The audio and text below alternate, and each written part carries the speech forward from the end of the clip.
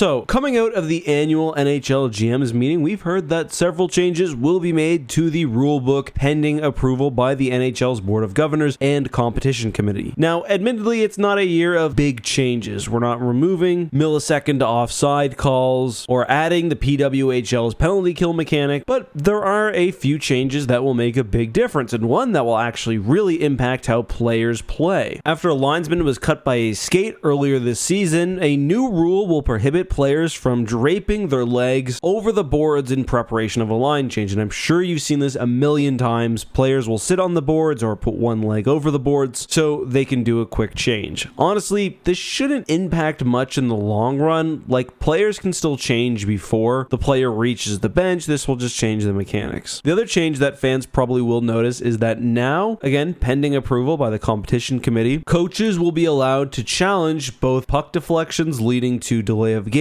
and high sticking penalties. Otherwise, most of the changes and new rules affect minute details regarding face-offs, for example, and I'll link to a Sportsnet article which explains everything in detail. That article also explains that despite some interest in November, there will be no rule prohibiting any sort of what they call red line regrouping in 3-on-3 overtime. This is basically where players retreat with the puck over half so they can get a full organized rush. A lot of people, myself included, think this takes away from the exciting nature of 3-on-3 overtime, and I do hope eventually a change made here, perhaps even going so far as to prohibit retreats once you pass the blue line. But that's all I've got. Let me know what you think of the new rules down below.